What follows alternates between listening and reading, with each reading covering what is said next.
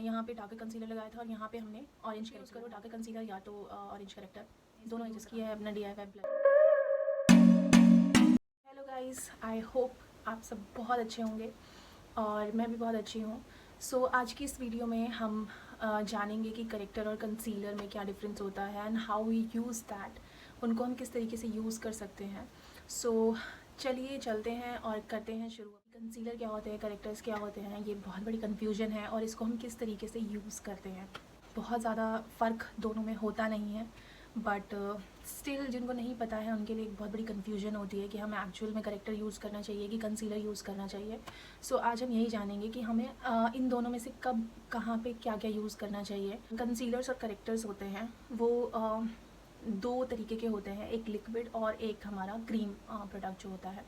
तो आप दोनों में से कोई भी यूज़ कर सकते हो, इसमें कोई बहुत ज़्यादा अंतर है नहीं, काम दोनों सेम ही करते हैं क्योंकि दोनों का काम सेम है। It is just the formation of the product. ये है मेरे पास corrector, this is orange character.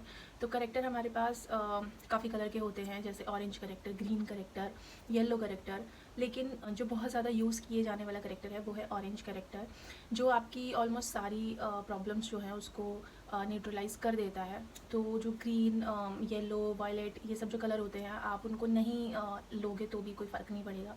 अगर आप कोई करेक्टर यूज़ करना चाहते तो आप ऑरेंज करेक्टर जो है वो ले सकते हो। तो basically this is the corrector which I am currently using. ये है स्विस ब्यूटी का ऑरेंज करेक्टर।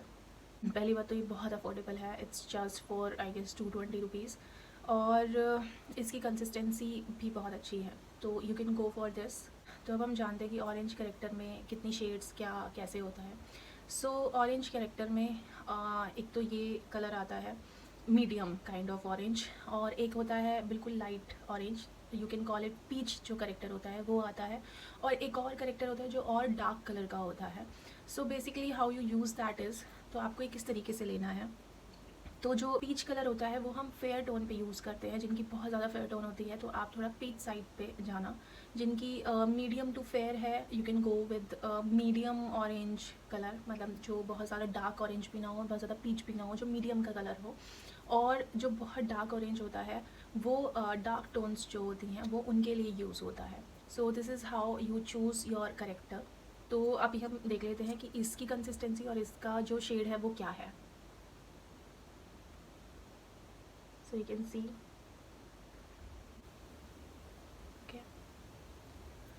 ओके। तो अब हम जानते हैं कि इसको हम कहाँ कहाँ पे यूज़ करते हैं।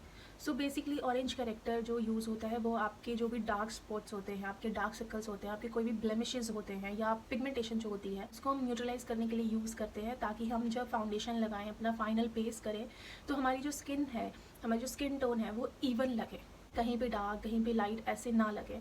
अब हम जान लेते हैं कि हम कंसीलर्स को कहाँ पे यूज़ कर सकते हैं। सो ये वाला जो कंसीलर है ये मेरे पास पैक का कंसीलर है और ये क्रीम फॉर्म में है, ठीक है, और ये डार्कर शेड में है। तो अभी मैं आपको ये भी बताऊंगी कि डार्कर कंसीलर और लाइटर कंसीलर को हम कैसे यूज़ कर सकते हैं और इसमें क्या डिफरेंस होता है। तो ये कुछ इस तरीके से है, यू कैन सी कि ये डार्कर शेड है, मे बी 2 टोन डार्कर होगा to my skin tone. So now we'll talk about what is difference between darker concealer and the orange corrector. Basically जब हम ऑरेंज करेक्टर यूज़ करते हैं तो वो हम dark spots, dark circles, blemishes, pigmentation, उन सबको हम न्यूट्रलाइज करने के लिए यूज़ करते हैं ताकि हमारी स्किन टोन जो है वो इवन हो जाए। Same with the darker concealer.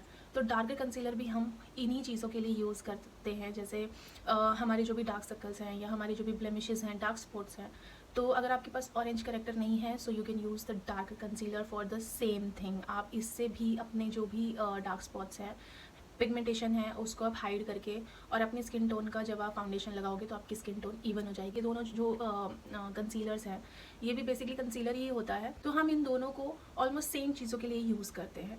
But हम ऑरेंज करेक्टर जब कभी कभी बहुत ज़्यादा डार्क स्पॉट्स होते हैं या पिगमेंटेशन बहुत ज़्यादा होती है, डार्क सर्कल्स बहुत ज़्यादा होते हैं, जो आपका डार्कर कंसीलर जो है वो उसको हाइड नहीं कर पाता है, so you can neutralise first. तो आप उसको पहले न्यूट्रलाइज कर सकते हो और उसके बाद you can do your foundation. तो इस तरीके से ये चीज़ें यूज़ होती हैं। तो इसमें कोई बहुत रॉकेट साइंस नहीं है, it is just you can use both, मतलब आप दोनों में से कोई भी यूज़ करो अपने डार्क सर्कल्स के लिए, डार्क स्पॉट्स के लिए, पिगमेंटेशन के लिए, दोनों काम करेंगे। और अगर आपका डार्क कंसीलर आपको लगता है कि ये काम नहीं कर रहा है तो you can go with the orange corrector. तो मैं कभी कभी अपने डार्क सर्कल्स जो है वो डार्क कंसीलर के साथ भी हाइड करती हूँ और कभी कभी ऑरेंज करेक्टर के साथ भी, तो दोनों सेम काम करते हैं। ओके, तो ये हमारी हो गए हैं कि डार्कर कंसीलर हम कैसे यूज़ कर सकते हैं और ऑरेंज करेक्टर कैसे यूज़ कर सकते हैं। तो अब हम आते हैं लाइटर कंसीलर पे। So you can see this is also by Swiss Beauty. ये बहुत लाइट कंसीलर है। Okay, almost 2 tone lighter to my skin tone. ठीक है, तो हम लाइटर कंसीलर क्यों यूज़ करते हैं? बेसिकली जब हमारा पूरा बेस हो जाता है और हमारे सारे जो भी डार्क स्पॉट्स, डार्क सर्कल्स जब हमारे पूरे कंसील हो जाते हैं, हाइड हो जाते हैं, या हम उसको न्यूट्रलाइज़ करते हैं, उसके बाद हम फाउंडेशन लगाते हैं, तो हमारी पूरी जो स्किन है वो इवन टोन हो जाती है, तो हमारा फेस बहुत फ्लैट लगता है। तो उसके बाद हम यूज़ करते हैं अपना लाइटर कंसीलर अपने हाई पॉइंट्स पे, ताकि हमारा फेस पे एक स्ट्रक्चर आ जाए, जो भी हमारे हाई पॉइंट्स हैं वो थोड़े उठे हुए उभरे हुए दिखें। तो इसीलिए हम लाइटर कंसीलर यूज़ करते हैं। तो अभी आई will do orange character on one side and dark concealer on one side, ताकि आप लोगों को डिफरेंस दिख सके कि दोनों को हम जब यूज़ करते हैं तो दोनों के बीच में क्या डिफरेंस आता है। आई will use orange character on right side and dark concealer on left side.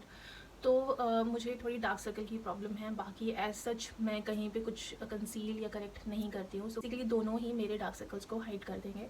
Okay, so first I am using this darker concealer. You can use any darker concealer, आपकी स्किन टोन से एक दो darker हो, चाहे आप cream low, liquid low, doesn't matter.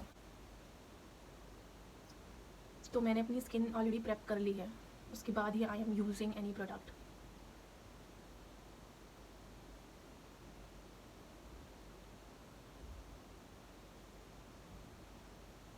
दूसरी side पे I will use orange character.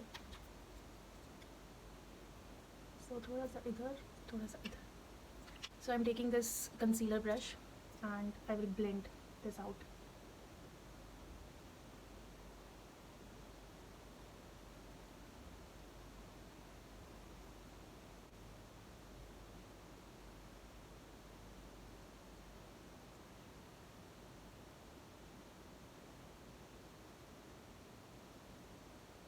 Now I will blend it with my finger. You can take the beauty blender also.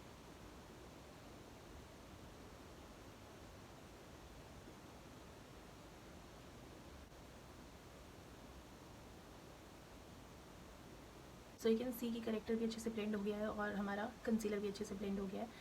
तो आपको इसको बहुत अच्छे से ब्लेंड करना है अपनी स्किन में, या आपकी स्किन में अच्छे से मेल्ट हो जाना चाहिए। सो you can use your finger, क्योंकि फिंगर की जो वार्मथ होती है, यानी आपकी जो बॉडी की वार्मथ होती है, उससे क्या होता है कि प्रोडक्ट बहुत अच्छे से मेल्ट हो जाता है आपकी स्किन में। So you can use your finger, that is the best way to blend your concealer. Okay, और corrector, see this is how it looks. ये हमारा करेक्टर, इसने हमारे जो भी डार्क सर्कल उसको न्यूट्रलाइज़ कर दिया है और ये एक तरह से कंसील कर दिया है। सो इसके ऊपर जब आप प्रोडक्ट लगाओगे उसके बाद आपकी जो स्किन टोन है वो इवन हो जाएगी। सो इसमें आप दो चीज़ें कर सकते हो। जब आप पूरा फाउंडेशन लगाते हो तो वो भी आप इसके ऊपर लगा सकते हो, बट व्हाट आई डू, क्योंकि मैंने ऑलरेडी एक प्रोडक्ट लगा दिया है, कंसील कर दिया है, न्यूट्रलाइज़ कर दिया है, so I will directly go with the lighter concealer. उससे क्या होगा कि जो फाउंडेशन की लेयर है वो अगर आप लगाते हो तो एक प्रोडक्ट की लेयर आप एक्स्ट्रा वहाँ पे लगा रहे हो, तो वो नहीं लगेगी, क्योंकि जितना कम प्रोडक्ट आप लगाओगे उतना ही मेकअप आपका स्मूथ और ब्लेंडेड दिखेगा और बहुत नेचुरल भी दिखेगा। So I directly go with the lighter concealer. So I use it here.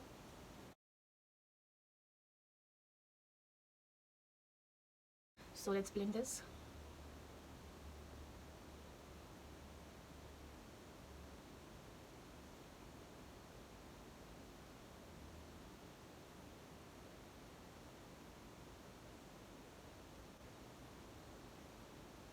तो जो भी आपके यहाँ एजेस होंगे उसको आपको अच्छे से ब्लेंड करना है। Again with your finger blend it.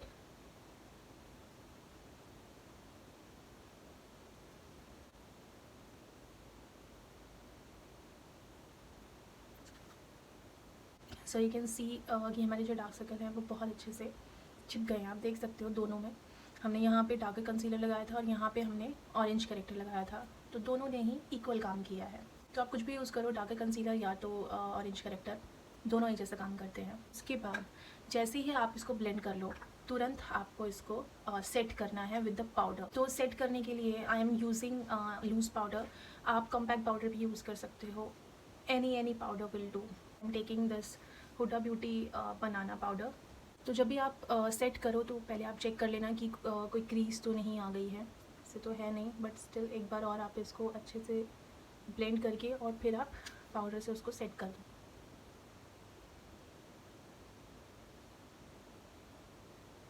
Set करने से पहले भी आप पूरा अपना फाउंडेशन लगा के और उसको एक साथ सेट कर सकते हो। बस सेट करने से पहले आप देख लेना कि कोई क्रीज़ ना हो, अगर है तो उसको अच्छे से ब्लेंड करके और फिर उसको पाउडर से सेट कर देना, वरना आप अगर उसको क्रीज़ के साथ सेट कर दोगे तो वो क्रीज़ वहाँ पे लॉक हो जाएंगी और वो दिखेंगी। ठीक है, this is how you use concealer and character. अगर आपके फेस पे पिगमेंटेशन है या फिर कोई भी ब्लेमिशेस हैं, कोई भी डार्क स्पॉट है, तो इसी तरीके से आप वहाँ पे प्रोडक्ट लगाओगे, उसको ब्लेंड करोगे और उसके बाद आप अपना फाउंडेशन या बेस या जो भी आप उसके ऊपर यूज़ करोगे वो आप करके और फिर उसको सेट कर दो। तो ये हमारा हो गया है। Now I will do my base, the foundation part. So after doing my under eyes I have done my whole base, और मैंने इसमें यूज़ किया है अपना DIY ब्लशर, एंड वही ब्लशर जो है वो मैंने अपने लिप्स पे भी यूज़ किया है। वो वीडियो इसके बाद आएगी जहाँ पे आई विल टेल यू कि वो हम कैसे बना सकते हैं। तब तक के लिए आप प्लीज़ लाइक कीजिए, शेयर कीजिए, सब्सक्राइब कीजिए। Goodbye, take care.